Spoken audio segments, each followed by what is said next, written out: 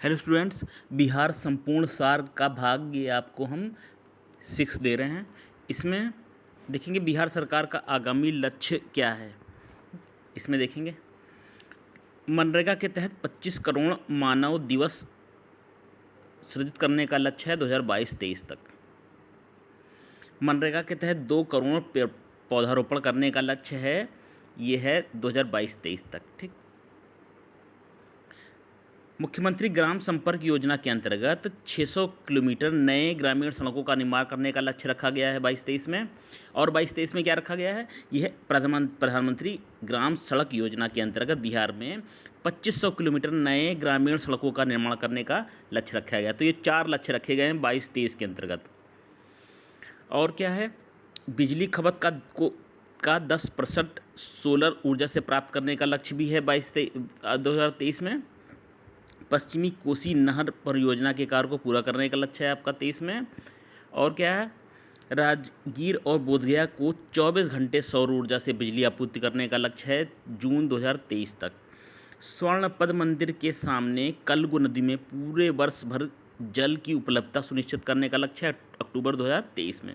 Patna metro परियोजना का कार्य पूरा करने का लक्ष्य रखा गया है सितंबर 2024 तक। और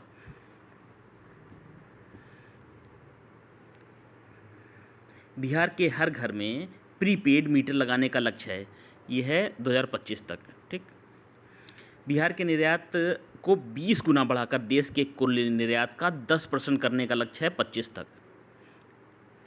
20 गुना निर्यात बढ़ेगा और पूरे देश के निर्यात में 10% का लक्ष्य बिहार का रखा गया है। टीबी को समाप्त करने का लक्ष्य कब रखा गया है, 2025 का है। आत्मनिर्भर बिहार के 7 निश्चय 2 के 7 लक्ष्यों को प्राप्त करने की ये सीमा है 2025। 7 कौन से लक्ष्य हैं बताएं हमने आपको। हर खेत पानी का लक्ष्य 25 में है। हेपेटाइटिस को पूरी तरह से समाप्त करने का लक्ष्य बिहार ने रखा है 2030 में। एड्स को समाप्त करने का लक्ष्य 2030 में, एड्स और हेपेटाइटिस को समाप्त करने का लक्ष्य 30 में है। और सौर ऊर्जा से लगभग 20% बिजली पाने का लक्ष्य भी 2030 में रखा गया है। और एड्स को बता दिया हमने आपको। तो बिहार के सड़क दुर्घटनाओं में 50% तक की कमी लाने का लक्ष्य रखा गया है, ये भी 30 में है। और 100% साक्षरता का लक्ष्य कितना रखा गया है 2030 में। उच्च शिक्षा के लिए 50% सकल नामांकन अनुपात हासिल करने का लक्ष्य है 2035 तक। ठीक है। बिहार सरकार शून्य कार्बन उत्सर्जन का लक्ष्य हासिल करने का लक्ष्य रखा है 2040 तक। तो चलिए, ये कुछ लक्ष्य थे जो निर्धारित किए गए थे, जो सरकार ने निर्धारित किए हैं कि इस वर्षों तक हमको ये लक्ष्य को प्राप्त करना है। आगे देखेंगे। आगे विद्यार्थियों, बिहार सरकार द्वारा जारी ऐप और पोर्टल हैं। ये कौन से ऐप हैं और जारीकर्ता विभाग है, और इन पोर्टल को जारी करने का उद्देश्य क्या है। देखिए, IHIP पोर्टल है, ये स्वास्थ्य विभाग द्वारा जारी हुआ है। और इसमें क्या होगा, इसमें 33 प्रकार की बीमारियों की रियल टाइम मॉनिटरिंग की जाएगी। अगला है heritage tree app. Heritage tree app क्या करेगा, ये बिहार राज्य जैव विविधता परिषद द्वारा बनाया गया है। राज्य के विरासत वृक्षों के संबंध में डेटा तैयार कर उनके संरक्षण के लिए ये ऐप काम करेगा। अगला है फिलो पोर्टल। फिलो पोर्टल ही शिक्षा विभाग द्वारा जारी किया गया है। ये 9वीं से 12वीं कक्षा के छात्र छात्राओं को निःशुल्क शिक्षा प्रदान करने के लिए फिलो पोर्टल, ठीक है, यानी माध्यमिक शिक्षा के छात्रों के लिए फिलो पोर्टल जारी किया गया। Wonder app. वंडर ऐप क्या है, वंडर ऐप ये स्वास्थ्य विभाग द्वारा जारी किया गया है। इसमें गर्भवती महिलाओं को की देखभाल एवं चिकित्सा सलाह उपलब्ध कराने के लिए ये ऐप है। वामिस, WAMIS, ये क्या है, ये बिहार जल संसाधन विभाग द्वारा जारी किया गया ऐप है। इसमें राज्य में नई तकनीकों से सिंचाई के लिए सुविधा उपलब्ध होगी। फ्रॉग वॉक ऐप में क्या है, देखिए ये ऐप निर्मल देव, खगड़िया और भागलपुर जिलों से जारी हुआ है। ये छोटे कामगारों को रोजगार या कार्य न मिलने की समस्या को दूर करने में उनकी सहायता करेगा। हायरिंग ऐप क्या है, हायरिंग ऐप सहकारिता मंत्री द्वारा जारी किया गया है। ये करेगा कि लघु एवं सीमांत किसानों को भाड़े पर कृषि संयंत्र उपलब्ध कराने के लिए ये काम करेगा। अगला है गृह दर्शन ऐप। गृह दर्शन ऐप क्या करेगा? ये गृह विभाग द्वारा जारी किया गया है बिहार के। ये बिहार में कानून व्यवस्था को बेहतर करने के लिए बनाया गया है ऐप। अगला है मनरेगा परवरिश रोजगार ऐप। ये बिहार सरकार द्वारा जारी किया गया है। इसमें क्या होगा? ग्रामीण सशक्तिकरण को बढ़ावा करने के लिए घर बैठे लोगों को रोजगार उपलब्ध कराने और आत्मनिर्भर बनाने के लिए ये ऐप लाया गया है। बक्सर के चौसा से शुरुआत हुई है। ठीक है, बक्सर के चौसा से शुरुआत हुई है ई एसविन पोर्टल। ये किस लिए है? ये बिहार सरकार द्वारा जारी किया गया है। इसमें क्या होगा? इसमें आशा कार्यकर्ताओं को नियमित और आसानी से प्रोत्साहन राशि उनको प्रदान की जा सकेगी। अगला है इंद्रवज्र ऐप। इंद्रवज्र ऐप करेगा ये आपदा प्रबंधन विभाग द्वारा जारी किया गया है। इसमें क्या है कि 20 किलोमीटर दायरे में बिजली गिरने से कम 40 मिनट पहले चेतावनी इस ऐप के माध्यम से मिल जाया करेगी, इंद्रवज्र ऐप। अगला है परिमार्जन पोर्टल। परिमार्जन पोर्टल क्या काम करेगा? ये राजस्व एवं भूमि सुधार विभाग द्वारा जारी किया गया है और डिजिटाइज्ड जमाबंदी पंजियों में अशुद्धियों के सुधार के लिए ये काम करेगा। इसी तरह विद्यावाहिनी मोबाइल ऐप है। ये शिक्षा विभाग द्वारा जारी किया गया है। ये कक्षा 1 से 12 के पाठ्य पुस्तकों को बच्चों को ऑनलाइन इस पर उपलब्ध होंगी विद्यावाहिनी मोबाइल ऐप में। सेवा समाधान वेब पोर्टल। ये सामान्य शिक्षा ये प्रशासन विभाग द्वारा जारी किया गया है। राज्य सरकार के नियमित सरकारी सेवकों के सेवा मामलों और सेवानिवृत्त कर्मियों के सेवांत लाभ भुगतान की शिकायतों के प्रभावी निराकरण हेतु जारी किया गया है। कॉमन सोशल रजिस्ट्री पोर्टल ये वित्त विभाग द्वारा जारी किया गया है। ये सभी सरकारी योजनाओं को लाभ को सूचना प्रदान करने के लिए जारी किया गया है। बिहार करियर पोर्टल लागू देखिए ऐप क्या है? ये शिक्षा विभाग द्वारा जारी किया गया है। बिहार करियर पोर्टल, इसमें क्या है? 10वीं और 12वीं के छात्रों को करियर के संबंध में सही दिशा प्रदान करने के लिए बिहार करियर पोर्टल, ठीक है, बोर्ड के परीक्षार्थियों के लिए। संजीवनी ऐप क्या है? ये स्वास्थ्य विभाग द्वारा जारी किया गया है। इसमें कोरोना की जांच और इलाज से जुड़ी तमाम तरह की जानकारियाँ मिल जाएंगी। सुविधा ऐप क्या है? सुविधा ऐप ऊर्जा विभाग द्वारा जारी किया गया है। इसमें क्या है कि बिजली से जुड़ी समस्त समस्याओं को हम घर बैठे ही समाधान पा सकते हैं। इसी तरह से दृष्टि ऐप क्या है? दृष्टि ऐप जल संसाधन विभाग द्वारा जारी किया गया है। इसमें बिहार में सिंचाई और बाढ़ की योजनाओं की मॉनिटरिंग की जा सकेगी।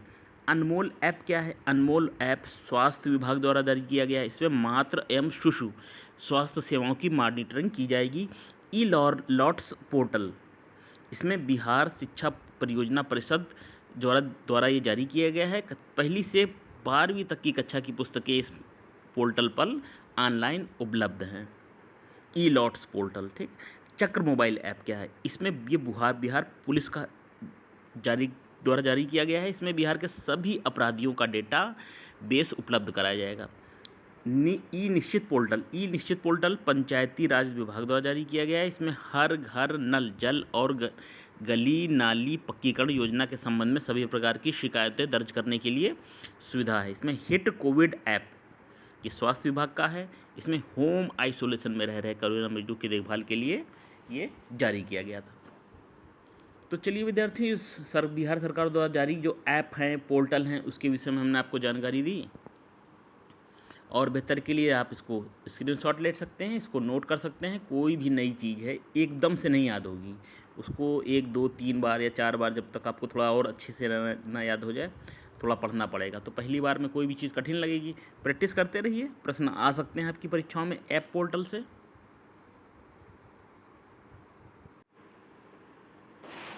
देखेंगे रिपोर्ट्स को और उसको जारी किसने किया, बिहार का उसमें क्या स्थान है और उसमें प्रथम स्थान पे कौन है। राज्य ऊर्जा और जलवायु सूचकांक 2022 ये नीति आयोग ने जारी किया है। तो बिहार का इसमें 15वां स्थान है और गुजरात का पहला है, ठीक है, बड़े राज्यों में, और गोवा का छोटे राज्यों में पहला स्थान प्राप्त है। अगला है सामाजिक प्रगति सूचकांक 2022, पीएम की आर्थिक सलाहकार परिषद द्वारा जारी किया है। बिहार का स्थान 35वां है, प्रथम स्थान पर है पादुचेरी। डेल्टा रैंकिंग 2022 अगस्त में जारी हुई है नीति आयोग द्वारा। खगड़िया का दूसरा स्थान है इसमें, शेखपुरा का 7वां है और हरिद्वार उत्तराखंड में है जो इसका प्रथम स्थान है। 4वें राज्य खाद्य सूचकांक जारी हुआ है FSSAI द्वारा। 16वां अंतिम से दूसरे बड़े राज्यों में नाम है बिहार का। तमिलनाडु बड़े राज्यों में प्रथम स्थान पे है, गोवा छोटे राज्यों में प्रथम स्थान पे। अगला है 7वां पब्लिक अफेयर्स इंडेक्स, ये जारी हुआ है पब्लिक अफेयर्स सेंटर बेंगलुरु द्वारा। 15वां स्थान है इसमें बिहार का। हरियाणा बड़े राज्यों में प्रथम स्थान पर है।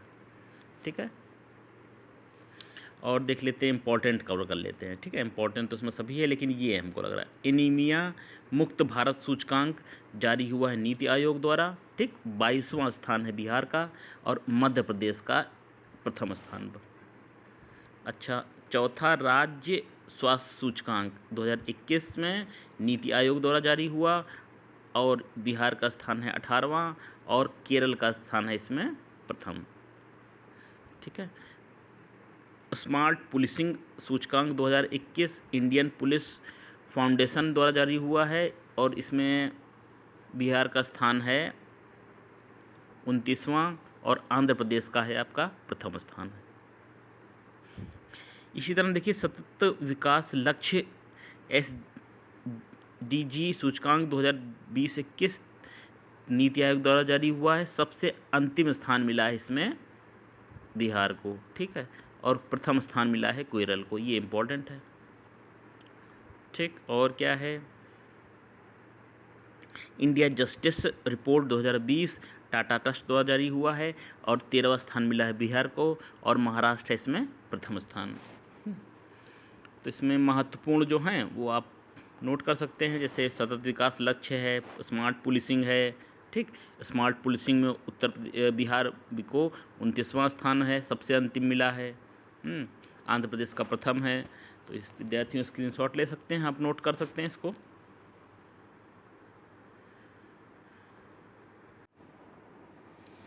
चलिए हम देखेंगे बिहार सरकार की नई नीति और विधेयक पर। ठीक, ये है आपकी बिहार स्टार्टअप नीति 2022। इसमें क्या उद्देश्य है और विशेष है, देखिए ये बिहार स्टार्टअप नीति 2022 बिहार सरकार के तत्कालीन उद्योग मंत्री शाहनवाज हुसैन द्वारा लॉन्च किया गया। इसके तहत राज्य के युवा उद्यमियों को 10 साल के लिए बिना ब्याज के 10 लाख रुपए दिए जाएंगे। ठीक, बिहार स्टार्टअप नीति के तहत। अगला क्या है, बिहार विशेष न्यायालय संशोधन 2022 में क्या है, भ्रष्टाचार निवारण विधेयक के अंतर्गत की गई कोई भी कार्यवाही इसी विधेयक के दायरे में आएगी, यानी भ्रष्टाचार के पुराने मुकदमों पर भी अब नया मुकदमा चलेगा, पुराने जो मामले हैं उन पर भी। अच्छा, बिहार माल और सेवा कर संशोधन विधेयक 2022, इसमें क्या है, इसके तहत GST में इनपुट टैक्स क्रेडिट का लाभ नहीं दिया जाएगा। यह संशोधन बिहार GST विधेयक 2017 में किया गया है। अगला है बिहार औद्योगिक निवेश प्रोत्साहन नीति 2022। इस नीति के अंतर्गत बिहार में वस्त्र और चमड़ा उद्योग लगाने पर 15% पूंजीगत अनुदान दिया जाएगा और जो अधिकतम 10 करोड़ रुपए होगा। ठीक है, अगला है बिहार मद्य निषेध तथा उत्पाद संशोधन विधेयक 2022। इसमें के तहत शराब पीते हुए पकड़े जाने पर जुर्माना भरने पर छोड़ने का प्रावधान किया गया है। यह विधेयक बिहार मद्य निषेध और उत्पाद अधिनियम 2016 में संशोधन करता है। 2016 के संशोधन को के अधिनियम को संशोधित किया गया है। इसमें पकड़े जाने पर शराब पीते हुए इसमें जुर्माना भर के इसमें छोड़ने का प्रावधान है। ठीक, थोड़ा सा इसमें ढील दी गई है। बिहार शहरी आयोजन और विकास संशोधन अधिनियम, राज्य सरकार अब शहरीकरण के लिए किसी स्थान पर आवश्यकता के अनुसार भूमि का अधिग्रहण कर सकती है, बदले में संबंधित मालिक को मुआवजा दिया जाएगा। ठीक है, अगला है बिहार राज्य विश्वविद्यालय सेवा आयोग विधेयक 2022। इसके तहत आयोग के अध्यक्ष के लिए अधिकतम आयु सीमा 75 वर्ष, सदस्यों के लिए सीमा 70 वर्ष की गई है और कौन सा है, इथेनॉल देख लेते हैं। ठीक है, इथेनॉल उत्पादन संवर्धन नीति 2021 है। राज्य में इथेनॉल को बढ़ावा देने के लिए बिहार इथेनॉल संवर्धन संवर्धन नीति लागू करने वाला भारत का पहला राज्य बन गया। शुभारंभ कब हुआ है, 19 मार्च 2021 को। मोस्ट इम्पॉर्टेंट है ये इथेनॉल वाला। ठीक, इथेनॉल से प्रश्न आ सकता है। चलिए और देख लेते हैं इम्पोर्टेंट, और ये देख लेते हैं फिर से इथेनॉल। इथेनॉल उत्पादन प्रोत्साहन नीति 2021 राज्य में उद्योगों की स्थापना कर प्राकृतिक संसाधनों का अधिकतम मूल्य वर्धन करना, राजस्व उत्पन्न करना और रोजगार सृजित करना। इसके तहत बिहार में 151 इथेनॉल इकाइयाँ लगाई जाएंगी। 151 इथेनॉल इकाइयाँ लगेंगी बिहार में। अच्छा, और क्या है, बिहार स्वास्थ्य विज्ञान विश्वविद्यालय अधिनियम 2021 चिकित्सा और शिक्षा के विकास को बढ़ावा देने के उद्देश्य से राज्य में स्वास्थ्य विज्ञान विश्वविद्यालय की स्थापना की जाएगी। पेयजल उपभोग शुल्क नीति 2021, नीतिगत जल योजना को संवेदकों द्वारा 5 वर्षीय रखरखाव की अवधिक समाप्त हो जाने के बाद उसको रखरखाव शहरी स्थानीय निकायों को दिया जाएगा। चलिए लास्ट में देखते हैं, बिहार खनिज संशोधन नियमावली 2021 क्या है। अवैध खनन, परिवहन एवं भंडारण को रोकने और उसमें संलिप्त व्यक्तियों के विरुद्ध कड़ी कार्रवाई हेतु सख्त दंडात्मक प्रावधान किया गया है। बिहार पहला राज्य है जहां इसके तहत इस नियम को अधिसूचित किया गया है। चलिए विद्यार्थियों, ये हमने आपको बताया बिहार सरकार की कुछ नीति हैं और कुछ विधेयक हैं। प्रश्न इनसे बन सकते हैं। इम्पॉर्टेंट जो हैं इसमें आप कवर कर लीजिए। जैसे बिहार स्टार्टअप है, बिहार विशेष न्यायालय संशोधन है। ठीक, एथेनॉल तो वाले तो हमने आपको दोनों बता दिए, एथेनॉल से आ सकते हैं प्रश्न। और पेयजल उपभोग शुल्क नीति, बिहार खनिज संशोधन नियमावली इम्पोर्टेंट है। बाकी इसमें आप पढ़ लीजिएगा।